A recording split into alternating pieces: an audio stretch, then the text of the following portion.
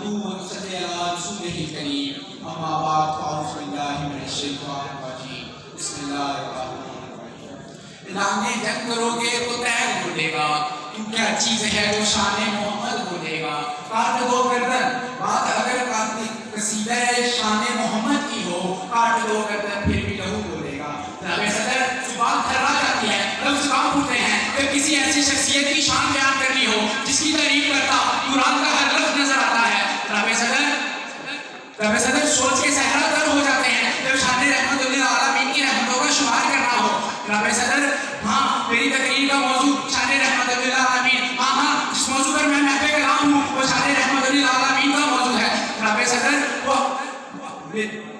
شان رحمت اللہ عالمین سے مراد کوئی عام شخصیت نہیں بلکہ دو جہانوں کے لیے رحمت حضرت محمد صلی اللہ علیہ وسلم کی ذات گرامی مراد ہے جناب صدر یہ جہانوں جن دو جہانوں کے لیے رحمت یہ آسمانوں کے لیے رحمت یہ فرشتوں کے لیے رحمت یہ جنوں کے لیے رحمت یہ انسانوں کے لیے رحمت جناب صدر میں اتنا سا بتاؤں ان کی کیا سیرت بیان کر سکتا ہوں جناب صدر جس کے بیان کے لیے تصور کیا جائے کہ زمین سے لے کے آسمان تک کی خوراک کو خوراک بنا دیا جائے اور سارے درختوں کی لکڑی کو قلم بنا دیا جائے سمندروں کے پانی کو روشنائی بنا دیا جائے تو جناب صدر یہ کوئی تصور کیا جا سکتا ہے کہ خوراک ختم ہو جائیں گے یہ خراب ہو جائے گی یہ روشنائی ختم ہو جائے گی یہ قلم ختم ہو جائیں گے لیکن میرے اور آپ کے پیارے حبیب حضرت محمد صلی اللہ علیہ وسلم کی سیرت پاک اور شان مکمل ہو گئی زندگیاں بیت گئی قلم ٹوٹ گئے زندگیاں بیت گئی قلم ٹوٹ گئے لیکن میرے اوصاف کا ایک باب بھی پورا نہ ہوا جناب صدر آئیے آپ سے 1400 سال پیچھے چلتے ہیں جب طائف کی وادی میں آپ اسلام کی تبلیغ کے لیے جاتے ہیں آپ پر پتھر برسائے جاتے ہیں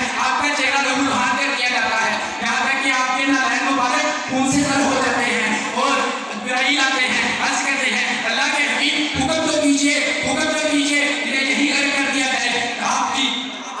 اب میرے اور پیارے حبیب حضرت محمد صلی اللہ علیہ وسلم کی شان تو دیکھیے تو وہ فرماتے ہیں یا اللہ ان پر رحم فرما ان کی نسلوں پر رحم فرما یہ لوگ نہیں جانتے میں کون ہوں جناب صدر جب مدینہ کی گلیوں میں آپ پر کچرا پھینکنے والی بیمار ہو جاتی ہے آپ اس کی عیادت کے لیے جاتے ہیں اور عبداللہ بن امیہ جیسے کو اپنا کرتا کفن میں دیتے ہیں اور اس کا نماز جنازہ ادا کرتے ہیں اور فرماتے ہیں یا اللہ اس کی مغفرت فرما حکم آتا ہے اے محمد اگر کوئی 70 مرتبہ بھی اس کی مغفرت کی دعا کرتا تو اسے نہ بخشا جاتا شان تو دیکھیے آپ میرے حبیب کی کیا فرماتے ہیں اے اللہ اگر تم مجھے 70 مرتبہ بھی ان کی مغفرت کی دعا کرنے کے لیے کہتا تو میں کرتا